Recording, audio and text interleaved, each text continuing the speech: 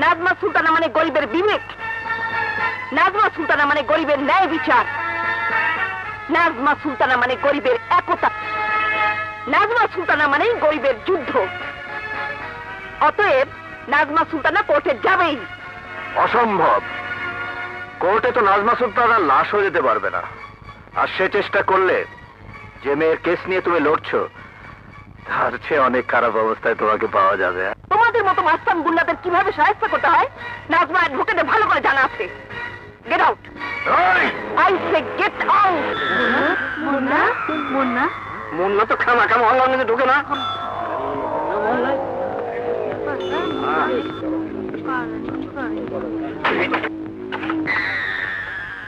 আরে ওই উকিলের বাচ্চা, উকিল বাইরে আয়। কোথায় আয়, তোর ওকালতের জবান টেনে ছিঁড়ে নিয়ে যাব। বাইরে আয়।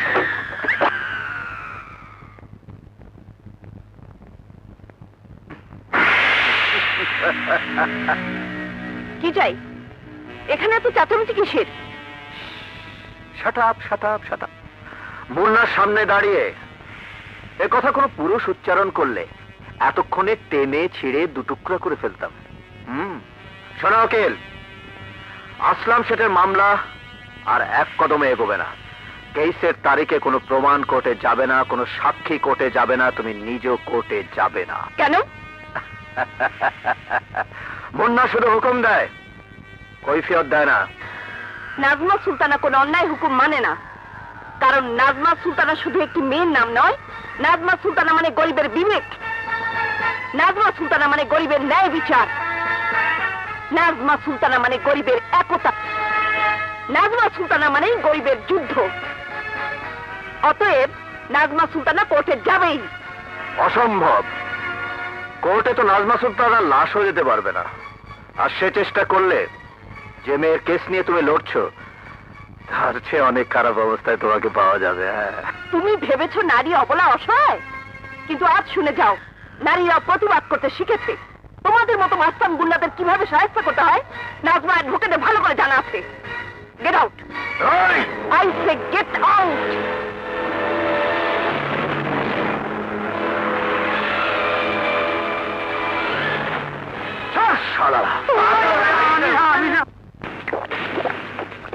মুন্না ভাই, আর খেও না। তুমি শেষ পর্যন্ত মেয়ে মানুষের গায়ে হাত দিবা? চুপ।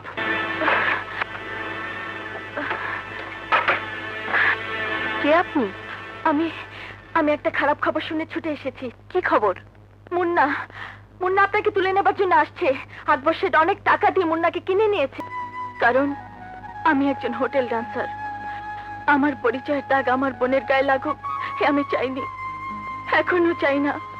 তাই রাতের অন্ধকারে লুকিয়ে আপনার কাছে এসেছি। আপনি এখান থেকে চলুন, আপনার বেঁচে থাকা দরকার, না হলে যে আমার বোনের অতৃপ্ত আত্মা শান্তি পাবে না। আপনি কোন হোটেলে নাচেন? Hotel blue moon. ওটা তো আকবর শেঠের হোটেল। হ্যাঁ। ওখানে কেউ জানে না মিনি আপনার বোন? না, মা বাবা মারা যাবার পর বাধ্য হয়ে আমাকে হোটেল ডান্সারের কাজ নিতে হয়। তখন থেকে আমি ওকে হোস্টেলে রেখে পড়িয়েছি, সেই ক্লাস 7 থেকে এই বিএ ক্লাস পর্যন্ত। এমনকি ওকেও ভুলিয়ে দিতে চেয়েছি যে আমি ওর বোন। সাব্বাস বোন, তোমাকে তো তোমার বোন ফিরিতে পারবো না, তবে আজ থেকে তুমি আমার বোন। আপনার বোন হবার যোগ্য আমি নই, কিন্তু এদিকে সময় কম। আপনি জলদি চলুন আপা। না, একটা গুন্ডা মাস্তানে হাত যত শক্তিশালী হোক তার ভয়ে আমি পালিয়ে যেতে পারি না বোন।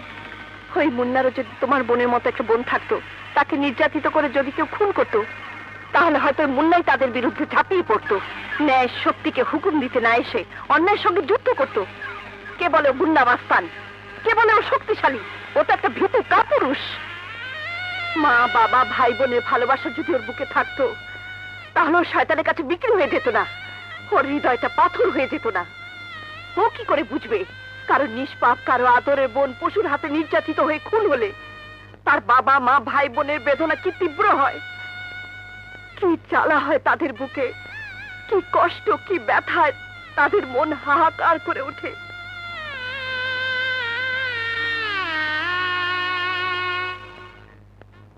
আমার বন্ধু বিনয় সैया दिल में आना ছি ছি, আপনার লজ্জা করে না?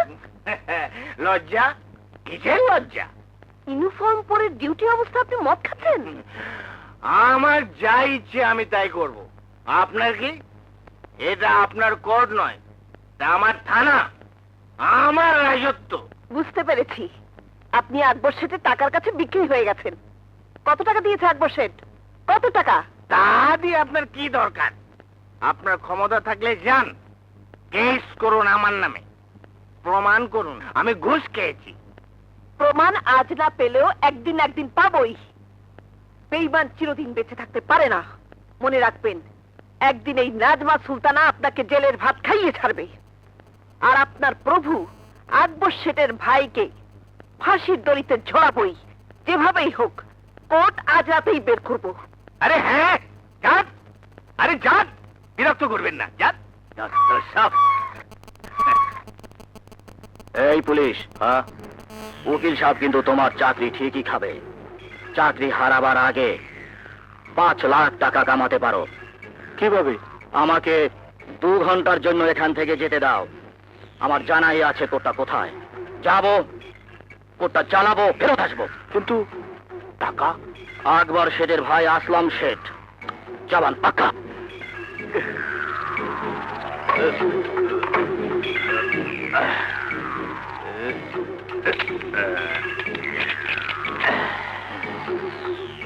এই, সময় মাত্র 2 ঘন্টা। প্রয়োজন হলে তুমি আমার গাড়ি নিয়ে যাও। তার আর দরকার হবে না, আমার সাঙ্গপাঙ্গরা বাইরে আমার অপেক্ষায় আছে।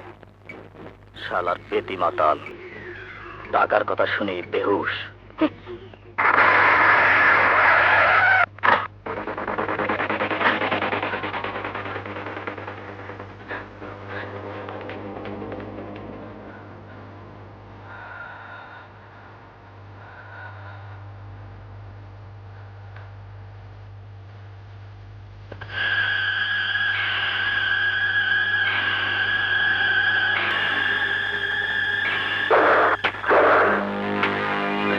উকিলের বাচ্চা তুই?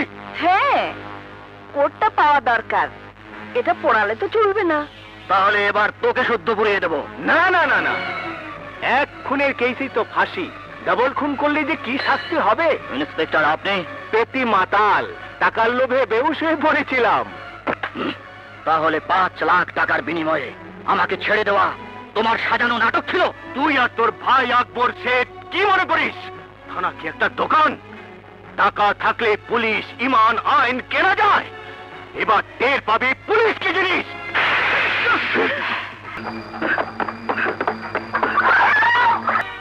উভয় পক্ষের সওয়াল জবাব, সাক্ষী প্রমাণ এবং রক্তমাখা সাদা কোট ও আসামির ব্যবহার করা অবৈধ পিস্তল থেকে একথা সন্দেহাতীতভাবে প্রমাণিত হয়েছে যে আসামি আসলাম শেঠ নিহত মিস মিনিকে জোরপূর্বক ধর্ষণ করেছে এবং তাকে পিস্তলের উপর্যুপরি 3টি গুলি করে হত্যা করেছে।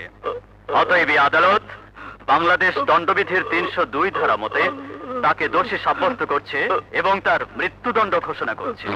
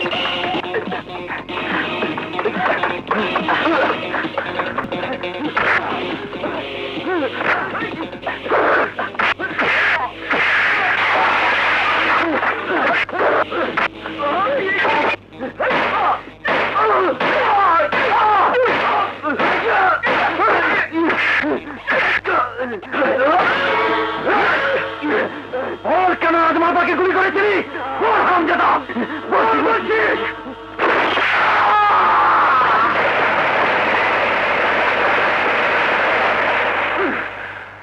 মুন্না মুন্না মুন্না, আমার শত্রুর গুলি বুক পেতে নিয়ে তুই আমার বুক থেকে উঠে গেলি। মুন্নার শক্তি তোর জানা নেই, সেই জন্য মারলাম।